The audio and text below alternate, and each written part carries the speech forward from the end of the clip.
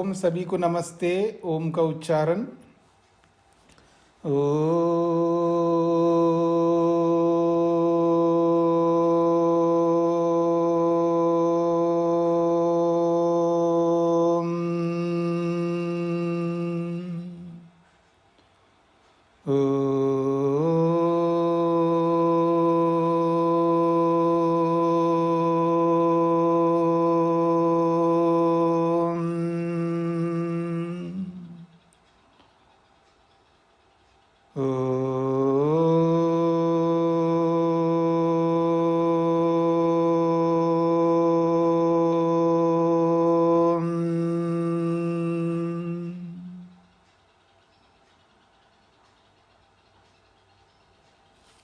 वेदांत दर्शन के तृतीय अध्याय के प्रथम पाद के 16 सूत्र पूरे हुए हैं।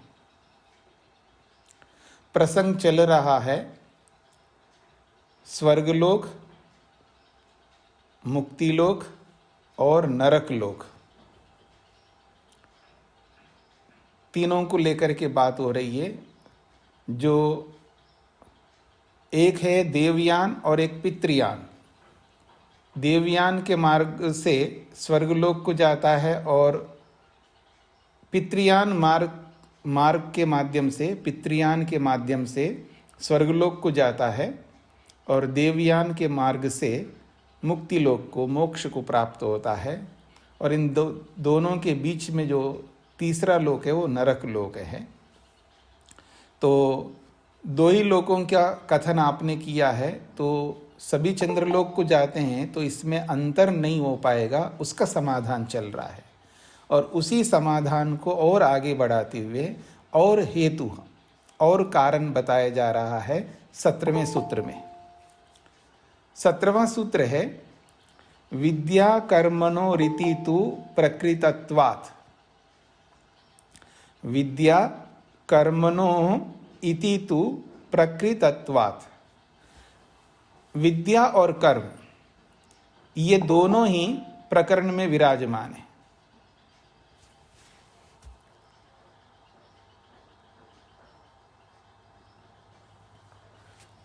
तो विद्या का अर्थ यहाँ पर है विवेक, वैराग्य, जो विद्या से युक्त होकर के मुक्ति में जाया जाता है।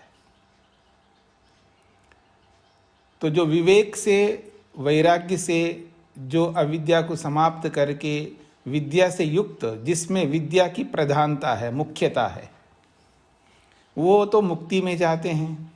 और कर्म जो है, जिसमें प्रधानता है, कर्म करना है, उसमें वैराग्य वो वाली स्थिति नहीं है, अविद्या को समाप्त करने वाली स्थिति नहीं है। जैसे परोपकार करने में लगे रहते हैं, वो मुक्ति और मोक्ष और विवेक वैराग्य के साथ जुड़े नहीं रहते हैं। तो दो प्रक्रियाएं बताई, एक तो विद्या और एक कर्म। तो दोनों ही मार्ग वहाँ पर प्रकरण में बताए गए हैं। उससे भी पता लगता है कि ये जो तीसरा लोक है वो अलग ही होना चाहिए, नरक लोक, जिसमें न तो विद्या है न कर्म है। तो कहते हैं चंद्रलोक प्राप्ति इष्टादिकारिणाम न अनिष्टादिकारिणाम इति अत्र प्रसंगे हेतु अयम अपरः यद देवयान पितृयान मार्गो प्रयताम विद्येते। कहते हैं चंद्रलोक की जो प्राप्ति है वो इष्ट कर्म करने वाले, यानी उत्तम श्रेष्ठ कर्म करने वाले लोगों की का ही होता है। न अनिष्टादिकारी नाम, जो अनिष्ट कर्म करने वाले हैं, नितांत पाप कर्म, यानी पाप कर्मों की अधिकता जिनकी होती है, ऐसे पाप कर्म करने वालों के लिए चंद्रलोक नहीं होता है। इस प्रसंग में अयम अपरः हेतु, ये एक अलग प्रकार का हेतु दिया जा रहा है। यद कि देवयान पितृयान मार्गो प्रयताम विद्येते। प्रयताम, शरीर को छोड़ करके जाने वाले लोगों के, प्रयताम का मतलब है शरीर छोड़ करके जाने वाले लोगों के दो मार्ग बताए हैं। एक है देवयान और एक पितृयान मार्ग। ये दोनों ही विद्यमान है।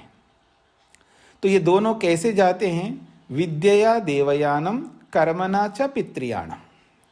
विद्या से देवयान मार्ग में जाते हैं और कर्म से पितृयान मार्ग में जाते हैं। विद्या का अर्थ वही है जो विवेक वैराग्य को प्राप्त करके, अपने कुसंस्कारों को समाप्त करके, अपनी अविद्या को समाप्त करके, अपने पाप कर्मों को समाप्त करके, पुण्य कर्मों को रोक करके, निष्काम कर्मों को करके, फिर वो उस विवेक वैराग्य रूपी विद्या का सहारा लेकर के विद्या अमृतम अश्नुते, तो जो विद्या रूपी विवेक वैराग्य है उससे अमृत को पाने के लिए देवयान मार्ग को अपनाते हैं।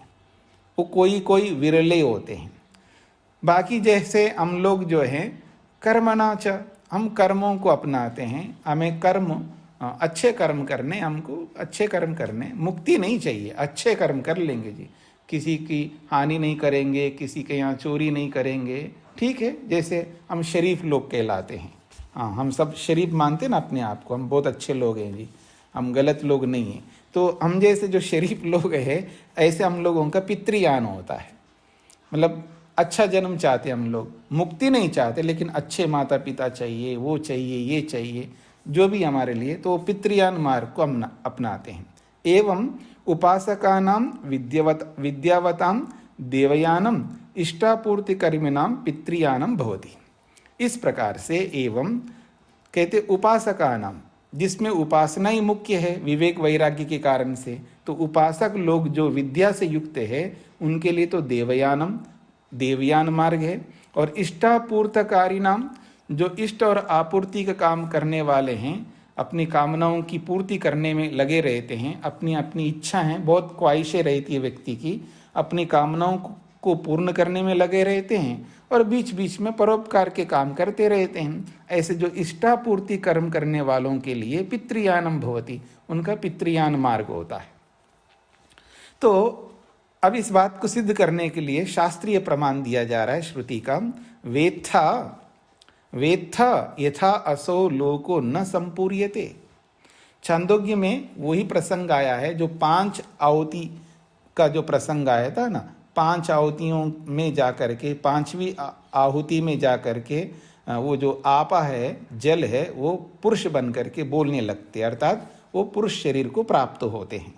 उसी प्रसंग को यहाँ पर बताया जा रहा है। वहाँ पर प्रश्न किया, वेत्था, तुम जानते हो, यथा असो लोको न संपूर्यते, जो यहाँ से मर मर के जो जा रहे हैं ना, जो भी जाते हैं, मृत्यु तो रोज हो रही है, पता नहीं हर सेकंड में पता नहीं कितनी मृत्यु हो रही है। तो कहते हैं असो लोक, ये जो लोक है, चंद्रलोक है, जहाँ जाते हैं, तो न संपूर्यते, वो भरता क्यों नहीं है? चंद्रलोक क्यों नहीं भरता? या चंद्रलोक का मतलब है स्वर्गलोक, स्वर्गलोक भर जाएगा, सब लोग जा रहे हैं यहाँ से शरीर छोड़ छोड़ करके, तो भरता क्यों नहीं है? असौ लोको न संपूर्यते, ये जो चंद्रलोक है ये, या कोई कहे मुक्ति में सब शरीर छोड़ छोड़ करके जो भी मुक्ति में जाने वाले हैं, मुक्ति लोक भी भरता क्यों नहीं है? चंद्रलोक स्वर्गलोक भी क्यों नहीं भरता है? ये प्रश्न किया है। इति अस्य प्रश्नस्य उत्तरवचने यदुक्तम, ये जो प्रश्न किया है श्रुति में, इस प्रश्न के उत्तर में जो वचन कहा है आगे, वो जरूर सुनना है। कहते हैं अथ एतयो पथो न कतरेन च न तानि इमानि क्षुद्रानि असकृत आवर्तीनि भूतानि भवन्ति जायस्व म्रियस्व इत्येतत् तृतीयं स्थानं तेन असौ लोको न संपूर्यते। बड़ा अच्छा समाधान किया है छांदोग्य में, पीछे आप पढ़ चुके हैं, इसको पढ़ते ही समझ में आता है, हाँ पीछे की स्मृति आ जाती है मन के अंदर। तो ये कहा जा रहा है यहाँ पर, अथ एतयो पथो, एतयो पथो, ये दो जो मार्ग है देवयान और पितृयान, इन दोनों मार्गों में न कतरे न चन, इन दोनों मार्गों में से किसी एक में नहीं जाते वो लोग जो पाप कर्म करने वाले होते हैं ना, जिनकी पाप की अधिकता होती है, पाप कर्मों की अधिकता है। कितना ही गलत व्यक्ति को आप ले लीजिएगा, वो केवल पाप नहीं करता है, कुछ अच्छे भी करता है ना। जैसे टेररिस्ट है, आपस में एक दूसरे के साथ गलत तो नहीं करेंगे ना, उसको तो बचाने का प्रयास करेंगे, उसको खिलाएंगे पिलाएंगे, उसको भी ठीक रखेंगे, तो ये तो अच्छा कर्म है ना। हमारे साथ गलत करता है वो, आपस में थोड़ा गलत करते। चोर लोग हमारे से गलत कर सकते हैं, आपस में थोड़ा गलत करेंगे। हमारे साथ गलत करते हैं, अपने परिवार के लोगों के साथ थोड़ा गलत करेंगे। तो कोई भी व्यक्ति दुनिया में केवल पापी नहीं होता है, और हम जैसे लोग केवल पुण्यात्मा नहीं होते हैं, अवसरवादी होते हैं हम लोग। हाँ, जहाँ अवसर आया वहीं खटाक बस कर डालते हैं कुछ ना कुछ, चाहे वो मन से करे या वाणी से करे या शरीर से करे। तो केवल पापी नहीं होता है, केवल पुण्यात्मा नहीं होता है, बस अधिकता होती है। पापात्मा का मतलब है पाप की अधिकता होगी, उसमें सर्वाधिकता होगी, और पुण्यात्मा में पुण्य की अधिकता होगी, पाप कम होंगे, उसमें पुण्य कम होंगे, पाप ज़्यादा होंगे। तो कह रहे हैं अथ एतयो पथो, ये जो दो मार्ग है इनमें, इन दोनों मार्गों में से न कतरे न चना, किसी एक मार्ग से वो नहीं जा सकते। दो ही मार्ग बताए, एक देवयान और एक पितृयान। तो न कतरे न चना, इन दोनों में से किसी एक मार्ग में तानी इमानी क्षुद्रानी, वो जो क्षुद्र कर्म करने वाले हैं, जिसको निकृष्ट कर्म कहते हैं, आप नीच कर्म कह सकते हो, कोई भी है, वो इन दो मार्गों में नहीं जाते हैं। फिर वो करते क्या हैं? असकृत आवर्तीनी भूतानी। वो असकृत, सकृत का मतलब एक बार, और असकृत का मतलब बार बार, बार बार शरीरों को प्राप्त करते हैं, बार बार जन्म को प्राप्त होते हैं, बार बार मृत्यु को प्राप्त होते हैं। मतलब शीघ्रता से, असकृत बार बार शीघ्रता से अलग अलग योनियों में प्राप्त होते रहते हैं।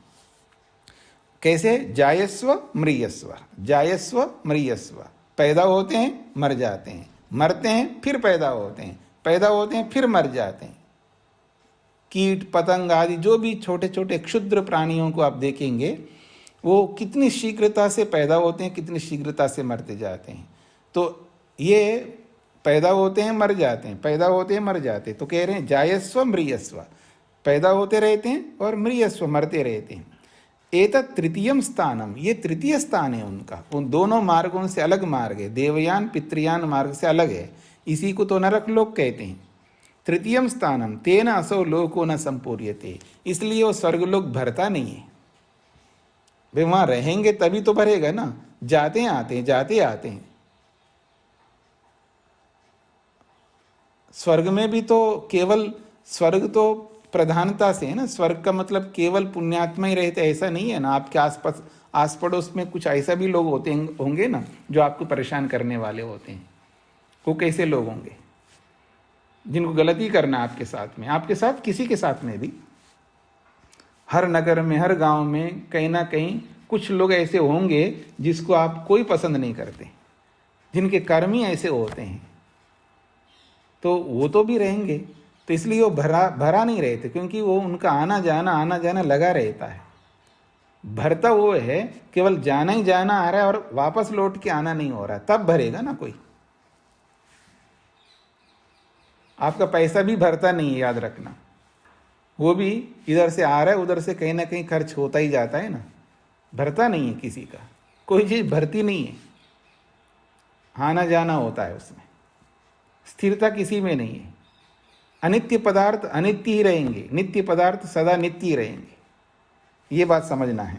तो कहते हैं जायस्व म्रियस्व, मरते जाते हैं पैदा होते जाते हैं, मरते जाते हैं फिर पैदा होते जाते हैं। एतत् तृतीयम स्थानम, यही तो तीसरा स्थान है, तीसरा लोक है जिसको हम नरक लोक कहते हैं।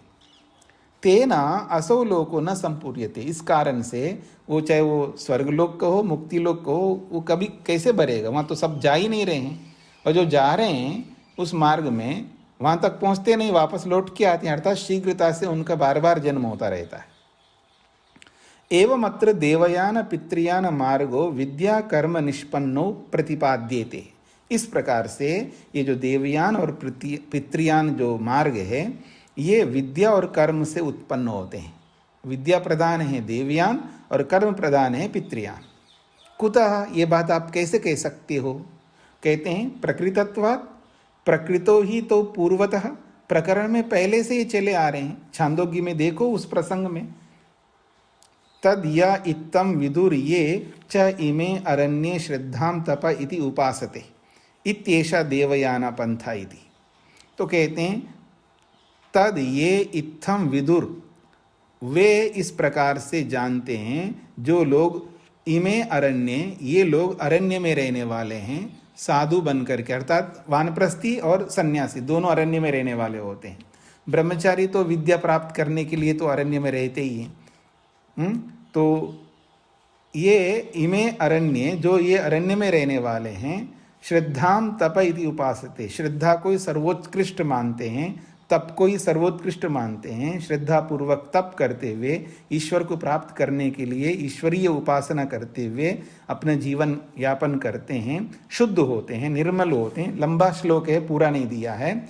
फिर वो देवयान पंथा, वो देवयान मार्ग को अपनाते हैं, सूर्य के द्वारा वो मुक्ति में जाते हैं, सूर्य लोक के द्वारा।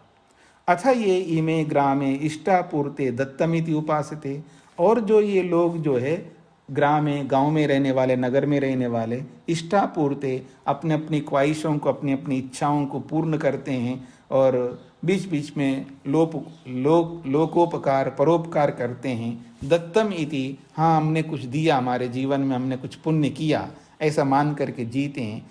ऐसा चलने वाले लोग जो है वो पितृयान मार्ग को अपनाते हैं। यद अनिष्टादि कारिणाम तो जायस्व म्रियस्व इति मात्रम तृतीयम लोकम, और यद अनिष्टकारिणाम, और जो केवल सर्वाधिक पाप करने वाले, जो अनिष्ट कर्म करने वाले लोग हैं, उनका तो केवल जायस्व म्रियस्व इति, उनका तो बार बार उत्पन्न होना, बार बार मृत्यु को प्राप्त करना, ये मनुष्येतर योनियों में, विभिन्न योनियों में जा जा करके बार बार आते रहते हैं। इति, इस प्रकार से, इति मात्रम तृतीयम लोकम, ये उनके लिए तीसरा लोक है जिसको हम नरक लोक कहते हैं। न तेषाम चंद्रमसी गमनम विधीयते, उनके लिए चंद्रमा में जाने का कोई विधान नहीं है।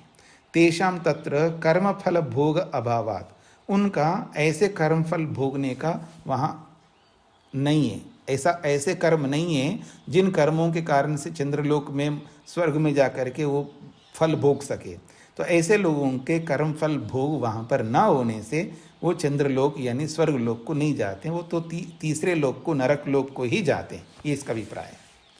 सूत्रार्थ, चंद्रलोक और सूर्यलोक, चंद्रलोक और सूर्यलोक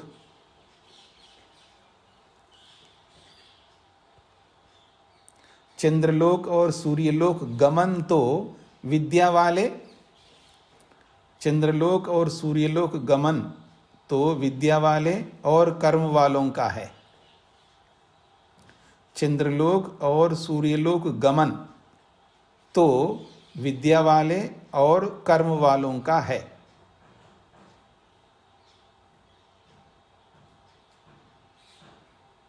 वाले के साथ वालों कर दो, विद्या वालों और कर्म वालों का है। चंद्रलोक और सूर्यलोक गमन तो विद्या वालों और कर्म वालों का है, ऐसा श्रुति में आए हुए प्रकरण से पता लगता है। ऐसा श्रुति में आए हुए प्रकरण से पता लगता है।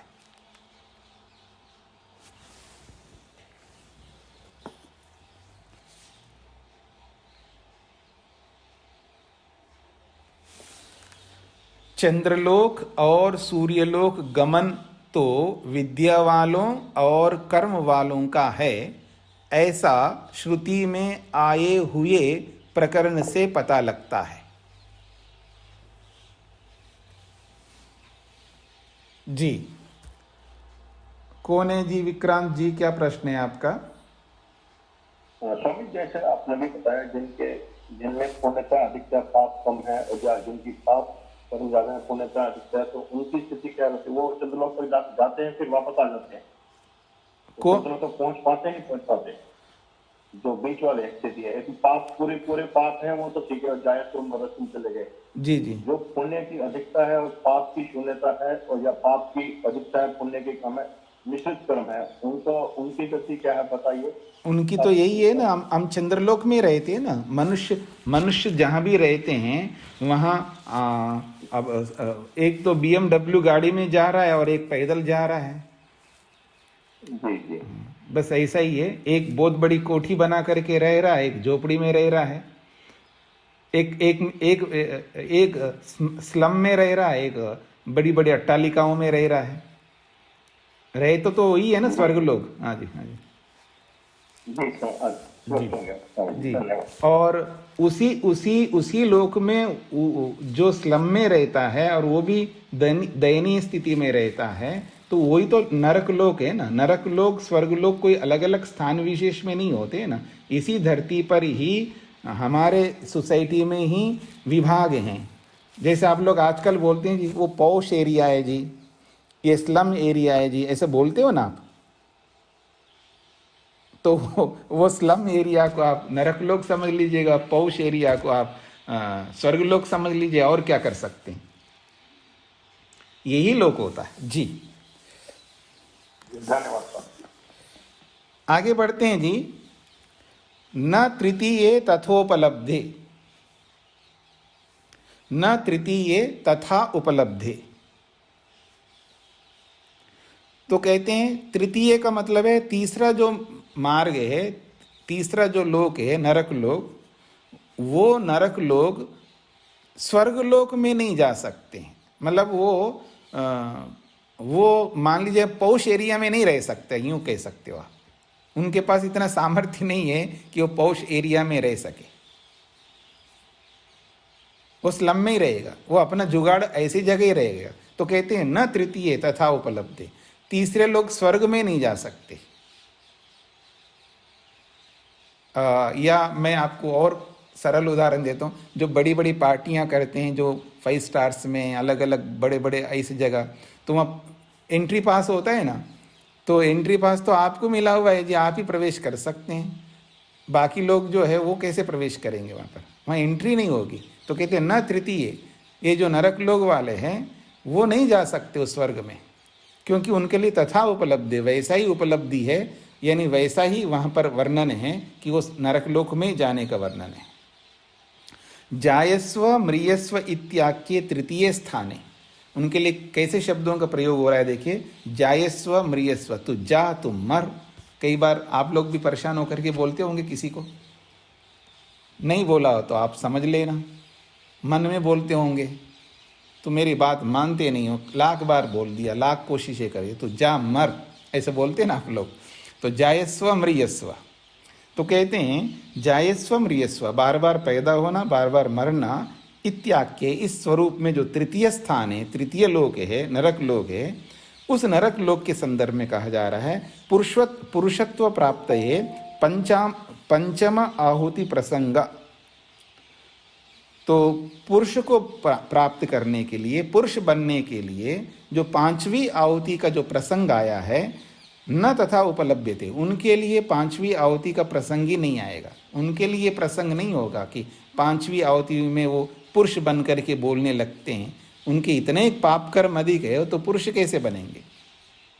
तो कहते हैं पंचम आहुति प्रसंग न तथा उपलब्धते, 5वीं आहुति में जाकर के पुरुष बनने का जो प्रसंग है शास्त्र में, उसके लिए उपलब्धि नहीं है, अर्थात न वर्ण्यते, उसका वर्णन ही नहीं है। तस्मात् अनिष्टकारी नाम कीट पतंग देहम प्राप्नुवताम, तो जो अनिष्ट कर्म करने वाले हैं, सर्वाधिक पाप करने वाले, तो कीट पतंग आदि विभिन्न योनियों को ही प्राप्त होते हैं, वो स्वर्गलोक में जा ही नहीं सकते, इसका अभिप्राय है। सूत्रार्थ, तीसरे मार्ग अर्थात नरक लोक में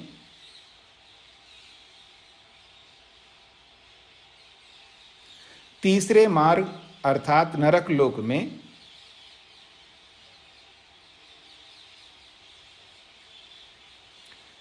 तीसरे मार्ग अर्थात नरक लोक में 5वीं आहुति, 5वीं आहुति 5वीं आहुति की अपेक्षा नहीं है। तीसरे मार्ग नरक लोक में 5वीं आहुति की अपेक्षा नहीं है, क्योंकि श्रुति में वैसा ही वर्णन है। या इसको ऐसा, श्रुति में वैसा वर्णन नहीं है, ये लिख सकते हैं। श्रुति में वैसा वर्णन नहीं है, क्योंकि श्रुति में वैसा वर्णन नहीं है। तीसरे मार्ग नरक लोक में 5वीं आहुति की अपेक्षा नहीं है, क्योंकि श्रुति में ऐसा वर्णन नहीं है। 5वीं आहुति की अपेक्षा वहाँ होती है ना, जब मनुष्य बनने वाला हो, तो वहाँ पर 5वीं आहुति में पुरुष बन करके आ जाता है, तो वो उसकी अपेक्षा ही नहीं रहेगी वहाँ पर। जहाँ नरक लोक में जो विभिन्न योनियों में जाने वाले, उसका निषेध किया जा रहा है एक प्रकार से। अगला सूत्र है स्मर्यते अपि च लोके। श्रुति में ही कहा जा रहा हो ऐसा नहीं है। स्मर्यते स्मृति ग्रंथों में भी बोला गया और लोके लोक में भी बोला जाता है। स्मर्यते अपि च लोके, लोक में और स्मृतियों में भी, दोनों स्थितियों में ऐसे लोगों के लिए यही गति बताई जाती है। योषित पुरुष विषय के आहुति न ही केशांचित जीवानां भवता। योषित पुरुष विषय के, स्त्री पुरुष विषयक जो आहुति है, योषित कहते हैं स्त्री को और पुरुष का मतलब पुरुष, तो योषित पुरुष विषयक आहुति न ही केशांचित जीवानां भवता।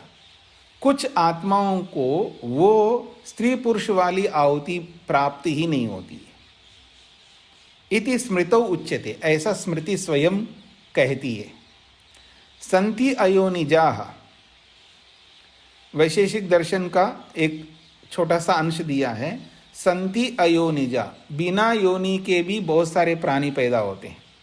योनिज तो है, जैसे विशेष रूप से मनुष्य योनि, विशेष रूप से योनिज को ले लिया जाए। और अयोनिज का मतलब है जो पसीने से पैदा होते हैं, भूमि को फोड़ करके निकलते हैं, अंडे से निकलते हैं, ऐसे जो योनि हैं उनके लिए लिया जा रहा है। तो केशांचित जीवानां न भवतः योषित पुरुष विषय के आहुति।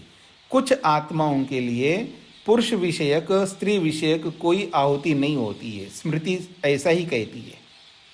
अभी च लोके, और लोक में भी बोला जाता है। तथा योषित पुरुष विषय का व्याम आहुतिभ्याम विना अपि उत्पत्ति यूकालिक्षादीनां भवती इति प्रत्यक्षम। प्रत्यक्ष रूप से हमें ये दिखाई देता है कि यूकालिक्षादीनाम, यूका कहते हैं जू जो होता है, और लीक्षा का मतलब होता है लीख, जो पसीने आदि से जो उत्पन्न होते हैं ना, जैसे बालों में भी कुछ जू उत्पन्न होते हैं, पता नहीं क्या क्या नाम बोलते हैं, वो सब जो है सब लोगों को पता है, प्रत्यक्ष सब समझते हैं। ये इनके ऐसे कर्म होंगे इसलिए ऐसी जगह पैदा हुए हैं। यतश्च चतुर्विधो ही भूतग्रामः, क्योंकि शास्त्रों में 4 प्रकार के प्राणियों का संग्रह किया है, 4 प्रकार की योनियां बताई गई है।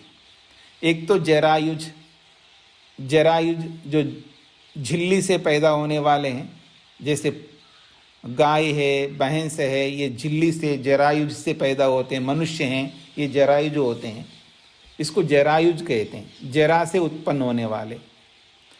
और दूसरी योनि है अंडज, जो अंडे से उत्पन्न होने वाले हैं। तीसरी योनि है स्वेदज, जो पसीने से उत्पन्न होने वाले हैं। चौथी योनि है उद्भिज, उद्भिज कहते हैं जो भूमि को तोड़ करके, फाड़ करके बाहर निकलने वाले। तो जरायुज, अंडज, स्वेदज, उद्भिज, ये 4 प्रकार की योनियां हैं।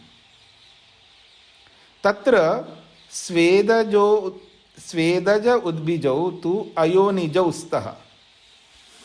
और इन चारों में से जो स्वेदज और उद्भिज जो है, इसको अयोनिज कहते हैं। अयोनिज का मतलब है इसके लिए कोई गर्भ की जरूरत नहीं होती है। जैसे अंडज है और जरायुज है, इसके लिए पहले गर्भ बनता है, फिर वहाँ से निर्माण होता है, फिर उसके बाद में अंडा फूट करके बच्चा बाहर निकल के आता है। या जरायुज में जरा से, झिल्ली से, वो जार से बाहर निकल के आते हैं। तो ये अयोनिज कहलाते हैं। स्वेद से और उद्भिज से वो कहीं भी भूमि फट करके निकल के आते हैं। तो स्वेदज और उद्भिज जो है इसको अयोनिज शब्द से बोला जाता है।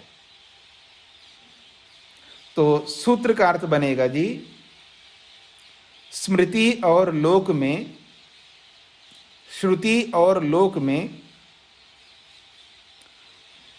स्मृति और लोक में यह स्मरण किया गया है कि, स्मृति और लोक में यह स्मरण किया गया है कि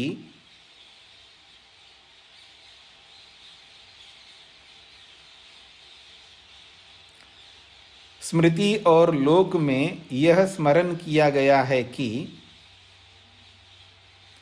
अयोनिज सृष्टि में, अयोनिज सृष्टि में, अयोनिज सृष्टि में आहुति संख्या का नियम नहीं है। अयोनिज सृष्टि में आहुति संख्या का नियम नहीं है। स्वामी जी, संख्या या संज्ञा? संख्या, संख्या। पहली आहुति, दूसरी, 5 आहुतियां बताई ना, तो आहुति संख्या का कोई नियम नहीं है। मतलब 5वीं आहुति या चौथी आहुति जो संख्या से 5वीं आहुति में जाकर के जैसे पुरुष बनता है, तो इस प्रकार का जो आहुति वाली संख्या का नियम लागू नहीं होता है। स्मृति और लोक में यह स्मरण किया गया है कि अयोनिज सृष्टि में आहुति संख्या का नियम नहीं है। अगली बात है दर्शनात्। दर्शनात् च, दर्शनात् च। 19वें सूत्र में स्मृति और लोक की चर्चा की है और दर्शनात् से श्रुति ले रहे हैं। यहाँ पर स्मृति और श्रुति में थोड़ा सा अंतर है। जो वेद के बाद में ब्राह्मण ग्रंथ है और उपनिषद है, इनको श्रुति नाम से बोला जाता है। एक भेद है।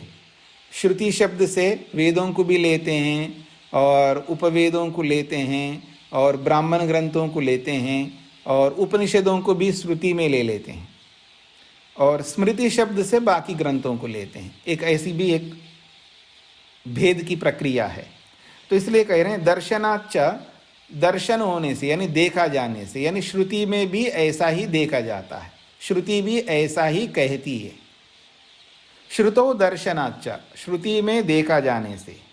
क्या देखा जाता है श्रुति में? मतलब श्रुति में एक वर्णन होता है, उसको हम पढ़ करके देखते हैं कि यहाँ पर भी ऐसा ही लिखा गया है।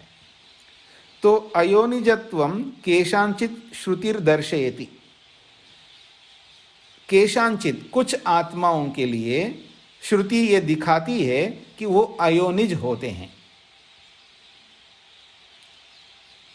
जैसे कि श्रुति दिया यहाँ पर ऐतरेय ब्राह्मण का, बीजानि इतरानि च अंडजानि च जारुजानि च स्वेदजानि च उद्भिजानि च। ये 4 प्रकार की योनियां दी हैं यहाँ पर। बीजानि, जो बीज हैं वो 4 प्रकार के होंगे। एक तो अंडजानि, एक तो अंडे से उत्पन्न होते हैं। जारुजानि, जो जरा से, जरायु जो झिल्ली जो होती है उससे उत्पन्न होने वाले हैं। तीसरा है स्वेदजानि, जो श्वेद पसीने से उत्पन्न होने वाले हैं। और उद्भिजानि, ये चौथा है, जो भूमि को फाड़ करके उत्पन्न होने वाले हैं। इस प्रकार से ये 4 योनियां हैं। तो इन चारों में 2 चीज़ें हैं, जो श्वेदज और उद्भिज, इन दोनों को अयोनिज कहते हैं। मतलब अंडे से उत्पन्न होने वाले, गर्भ से उत्पन्न होने वाले को योनिज कहते हैं, और अयोनिज जो है इसको कहते हैं जो पसीने से उत्पन्न होते हैं या भूमि को फाड़ करके उत्पन्न होते हैं, उसको अयोनिज कहते हैं। कहते हैं अत्र शांकर भाष्ये, बहुत लंबे समय से शंकराचार्य की बात नहीं कर रहे हैं, तो बीच में एक बात ले आए भाष्यकार ने। कहते हैं अत्र शांकर भाष्य, इस सूत्र में शंकराचार्य के भाष्य में एक बात आई है। वो लिखते हैं श्वेदज उद्बीजयो अंतरेण ग्राम्य धर्मम उत्पत्ति दर्शना। ये शंकराचार्य ने जो भाष्य किया है उसको यहाँ पर कोट किया, उद्धृत किया है। यहाँ पर जो श्वेदज और उद्बीज प्राणी है, पसीने से और भूमि को फोड़ करके निकलने वाले प्राणी हैं, तो कहते हैं ग्राम्य धर्मम अंतरेण, यानी स्त्री पुरुष संपर्क के बिना ही, क्योंकि अंडज और जरायुज जो प्राणी हैं वो स्त्री पुरुष के संपर्क के कारण से पैदा होते हैं। मतलब स्त्री प्राणी और पुरुष प्राणी हैं, चाहे वो मुर्गा मुर्गी हो, चाहे वो गाय भैंस, जो भी प्राणी हैं, जो उसमें स्त्री पुरुष के संपर्क से वो योनि जो होते हैं ना, वो योनि के माध्यम से उत्पन्न होने वाले होते हैं। परंतु कहते हैं श्वेदज और उद्बीज प्राणी जो है ये ग्राम्य धर्मम अंतरेण, अर्थात स्त्री पुरुष संपर्क के बिना ही उत्पत्ति, इनकी उत्पत्ति दर्शनात् देखा जाता है। ये इस पंक्ति का अर्थ है। यानी स्वेदज और उद्बीज ये दोनों योनियां ग्राम्य धर्मम, ग्राम्य धर्मम का मतलब है जो एक समाज की व्यवस्था है, उस व्यवस्था के अनुसार जो स्त्री पुरुष के संपर्क से जो उत्पन्न होता है, ये स्त्री पुरुष के संपर्क के अंतरेण बिना ही स्वेदज प्राणी और उद्बीज प्राणी जो है उत्पन्न होता हुआ देखा जाता है। तो ये शंकराचार्य के भाष्य में ऐसा लिखा हुआ है। उस पर ये टिप्पणी कर रहे हैं भाष्यकार। उक्तम तद एतद वर्णनम लोक वर्णनम, ये तो लोक वर्णन में जो 19वें सूत्र में ये बातें कही चुके हैं। स्मर्यते अपि च लोके, इस सूत्र में ये बातें कह चुके हैं। वहाँ स्मृति और लोक का उदाहरण देना है।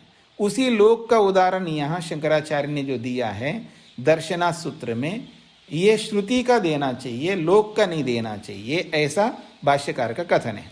उक्तम तदेतद वर्णनम, इस वर्णन को लोक वर्णनम, लोक वर्णन में ये बात कह चुके हैं।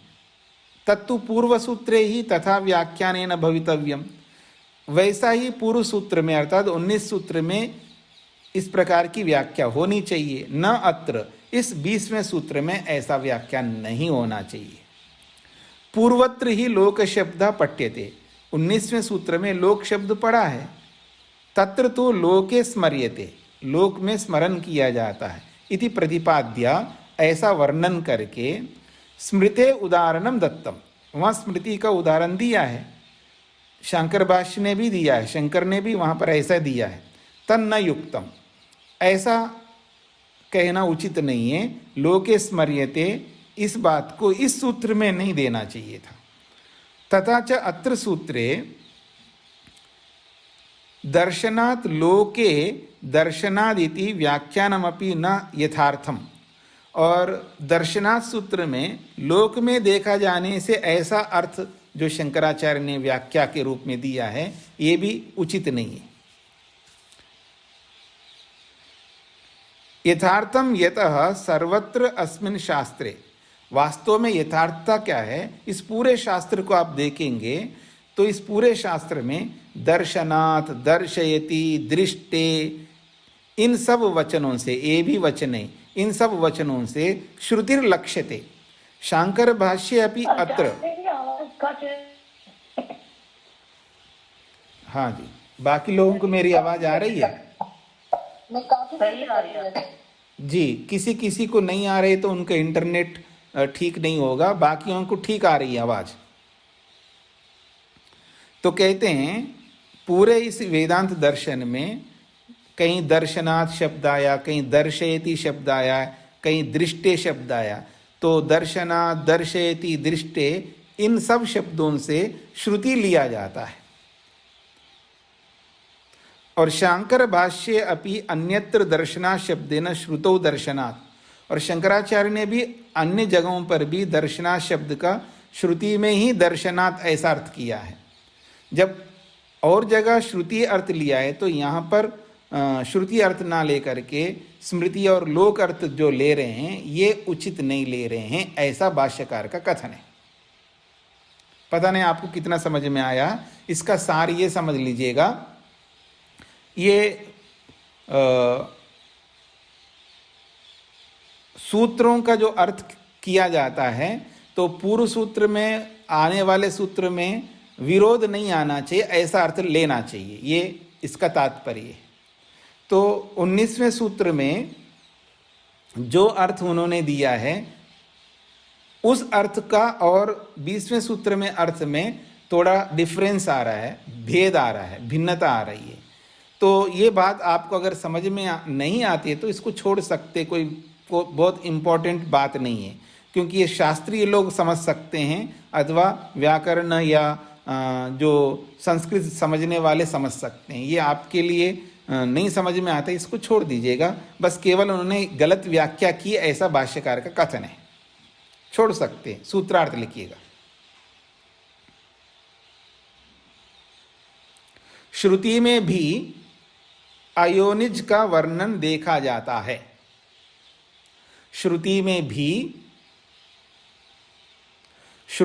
भी अयोनिज वर्णन देखा जाता है।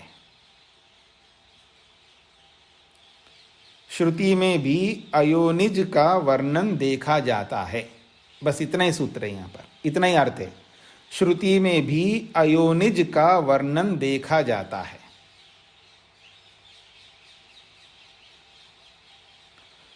अब आगे बढ़ते हैं। एक प्रश्न, एक शंका उत्पन्न की जा रही है। वो कहते हैं उपनिषद में एक जगह आता है तीन प्रकार की योनियां हैं। ननु छांदोग्य श्रुतौ, छांदोग्य श्रुति में तेषां खलु येषां भूतानां त्रीणि एव बीजानि भवन्ति अंडजम जीवजम उद्बीजम इति। छांदोग्य के एक प्रसंग में 3 प्रकार की योनियां बताइए, और आपने यहाँ पर 20वें सूत्र में बोला है 4 प्रकार की योनियां होती हैं, तो ये विरोध आएगा ना। 20वें सूत्र में 4 प्रकार की योनियां बताइए। एक तो अंडज बताया, एक जरायुज बताया, एक स्वेदज बताया और एक उद्बीज बताया।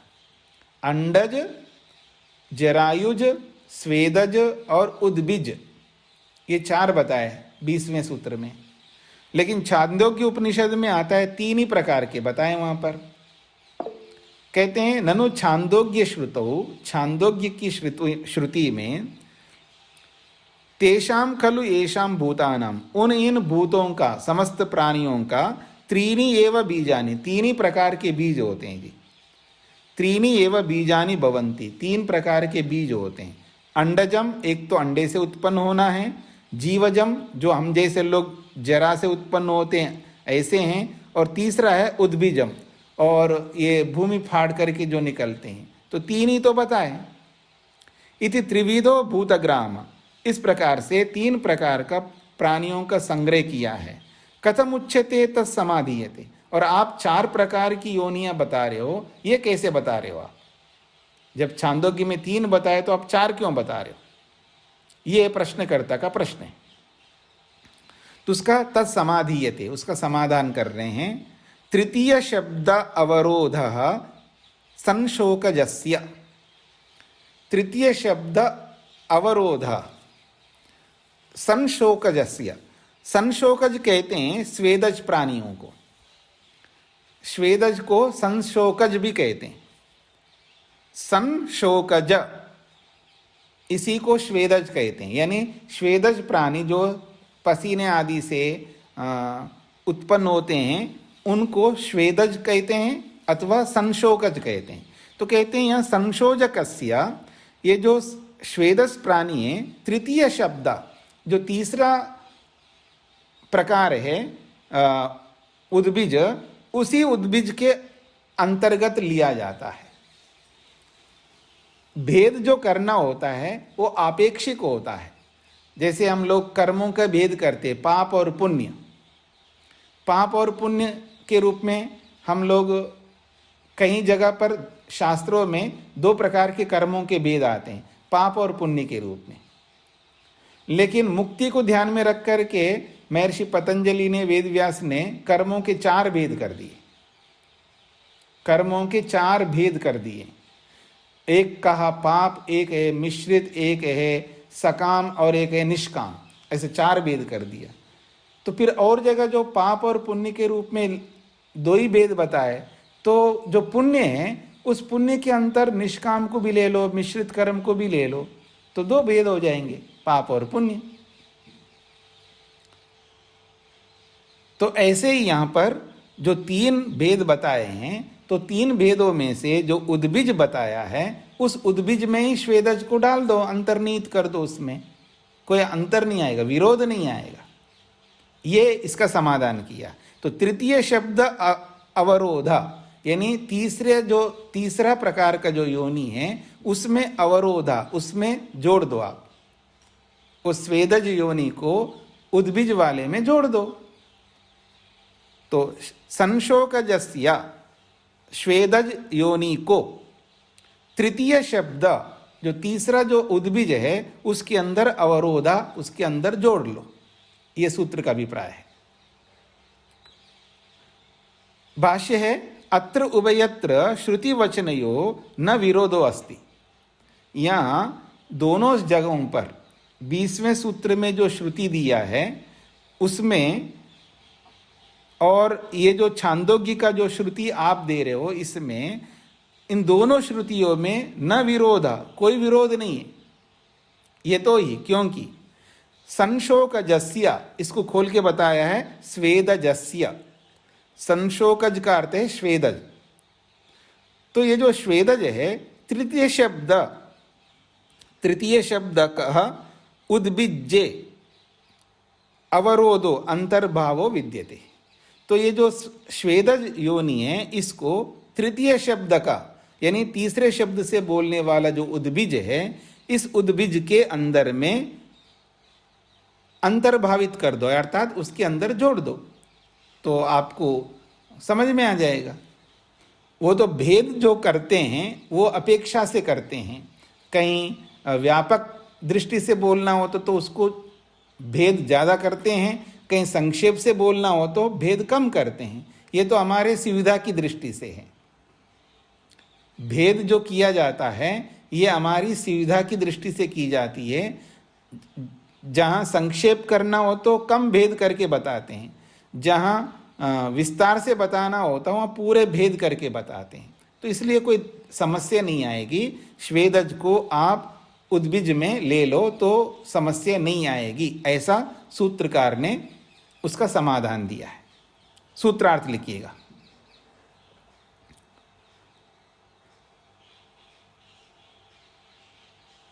श्रुतियों में कोई विरोध नहीं है। श्रुतियों में कोई विरोध नहीं है।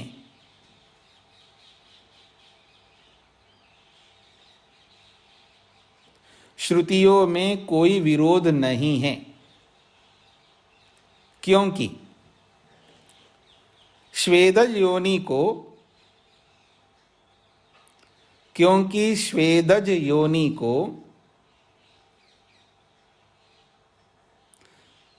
श्वेदज योनि को तीसरे उद्बीज योनि में, श्वेदज योनि को तीसरे उद्बीज योनि में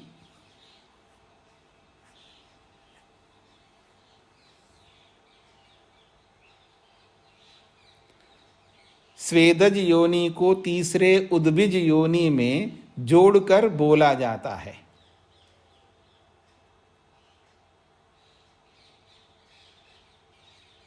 श्वेदज योनि को तीसरे उद्बीज योनि में जोड़कर बोला जाता है, मतलब 3 प्रकार की योनियां बोला जाता है।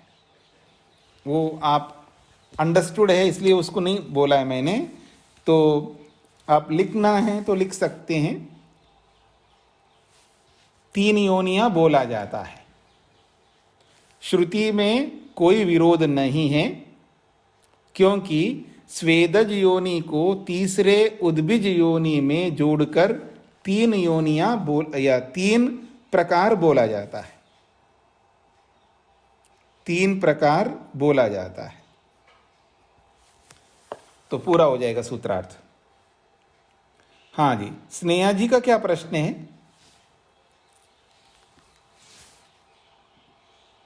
नमस्ते स्वामी जी। जी, इसमें जो 21वां है ये लिखने में है या गलती या पढ़ने में मेरे से त्रुटि हो रही है? श्रुति है, श्रुति वचन यौन विरोध, यहाँ पे श्रव और री की भी मात्रा है या ऊ की आएगी या श्रुति? अच्छा, ये मिसप्रिंट है, श्रुति ऊ की मात्रा आएगी। हाँ, और इससे पहले ऊपर 20वें में भी ऐसे ही आया। हाँ, उसको ठीक कर लीजिएगा। मैंने तो श्रुति पढ़ा है ना इसको। हाँ, तभी मेरे को कंफ्यूजन हुई कि आपने श्रुति पढ़ा और यहाँ पे पढ़ने में भी अजीब सा लग रहा है, पढ़ा भी नहीं जा रहा। हाँ नहीं, वो श्रुति बन जाता है, वो मिसप्रिंट है। जी जी, उसको ठीक कर लीजिएगा। जी धन्यवाद स्वामी जी जी। हाँ जी, और किसी को कोई प्रश्न है? किसी कुछ पूछना है तो पूछ सकते हो अभी।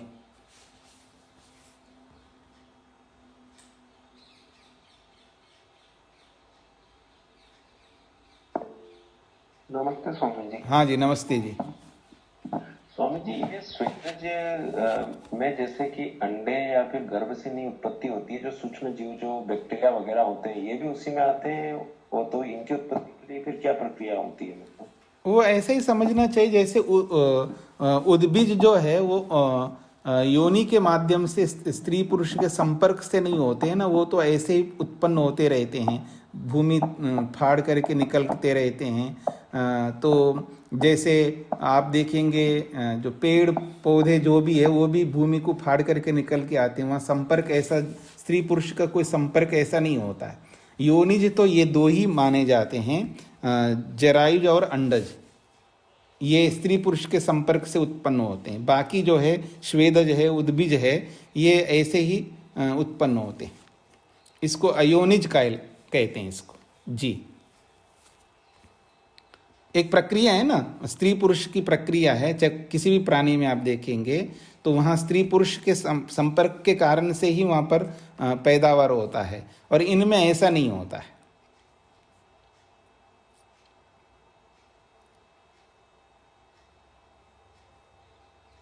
इसलिए इनको अयोनिज कहते हैं। ठीक है जी, और किसी का प्रश्न? जी, अन्य वैदिक ग्रंथ में ये 4 प्रकार के कहीं पढ़ने में नहीं आते, केवल मनुस्मृति का ही विद्वान रेफरेंस देते हैं। तो इसके अलावा कहीं और उपलब्ध नहीं है प्रकार योनियों के? नहीं, ये ऐतरेय ब्राह्मण का दिया ना इन्होंने, और भी बहुत सारे ब्राह्मण ग्रंथों में है। ठीक है सर। हाँ, और ब्राह्मण ग्रंथों में भी। हाँ, प्रेम कुमार जी का क्या प्रश्न है? स्वामी जी नमस्ते जी, ये भूमि जो है ये भी तो बीज का गर्भ है, उसी से ही वृक्ष पैदा होते हैं। हाँ जी, हाँ जी।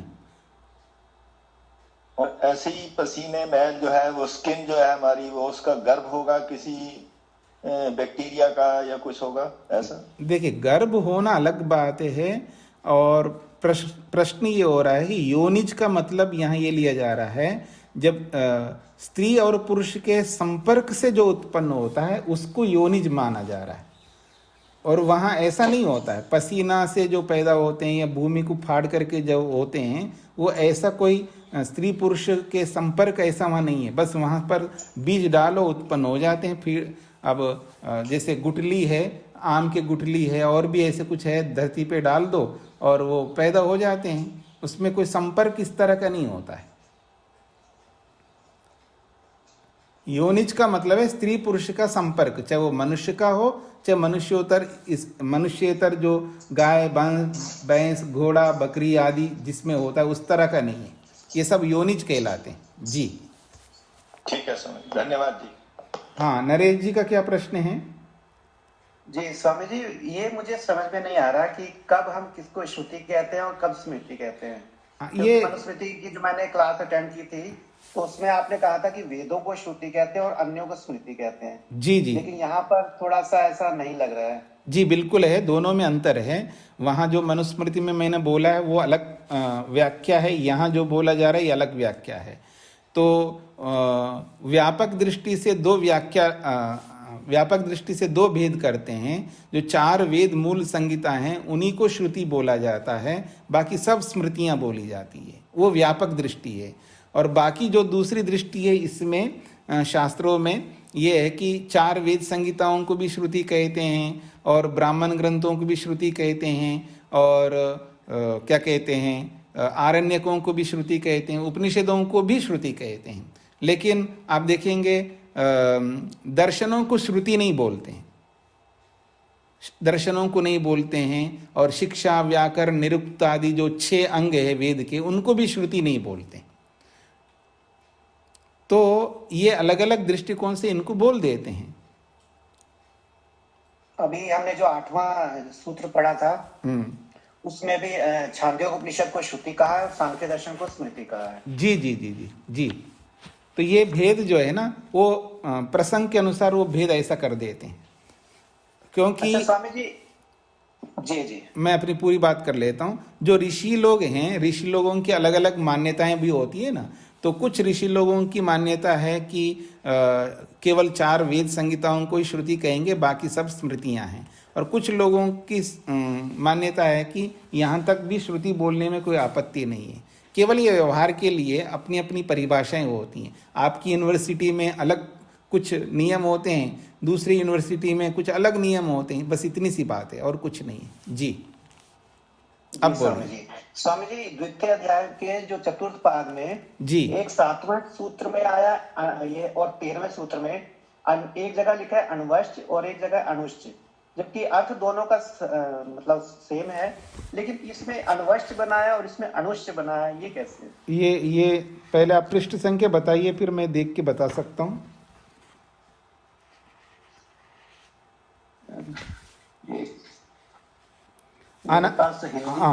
अनवश्च एक 7वां सूत्र है, अनवश्च। हाँ जी, हाँ जी, और एक 13वां है, और एक 13वां जो है देखता हूँ मैं 13वां को, अनुश्च। हाँ जी हाँ जी हाँ जी।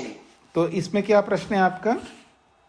मैं ये कह रहा हूँ कि इन दोनों सूत्रों का मीनिंग तो सेम है, लेकिन ये एक जगह अणुवश्च बन रहा है, एक जगह अणुश्च बन रहा है। हाँ, तो ये कैसे होता है? हाँ, ये तो केवल सामान्य बात है। अनुश्च जो है ये प्रसंग जो है एक वस्तु को लेकर के अनु बोला है यहाँ पर, केवल मुख्य प्राण। अनुश्च जो सूत्र है केवल मुख्य प्राण को लेकर के बोला है, एक वचन है अणु शब्द, और अनवा शब्द जो है ये बहुवचन में है। तो जो 7वां सूत्र अनवा बोला है वो सभी इंद्रियों को लेकर के बोला है। वहां पर 7वां सूत्र का जो प्रसंग है वो सभी इंद्रियों का प्रसंग है, सभी प्राण का मतलब है सभी इंद्रियों को भी लिया प्राणों में। तो वहाँ मुख्य रूप से जो अनवह जो सूत्र है वो सभी इंद्रियों के बारे में प्रसंग चल रहा है। तो सभी इंद्रियां हैं, अणु अणवह सूक्ष्म है, तो बहुवचन में ये अणवह शब्द, अणु अणु अणवह, जैसे वायु वायु वायवः, गुरु गुरु गुरवः। तो अणु शब्द जो है 13वां सूत्र में अणु शब्द जो है एक वचन में, प्रथमांत है, एक वचन है। और 7वां सूत्र अणवः जो है ये भी प्रथमांत है लेकिन बहुवचन में, बस इतना अंतर है। जी स्वामी जी, समझ गए, धन्यवाद। जी जी जी। तो इसको यहीं पर विराम दे देते हैं। ओम शांति शांति शांति।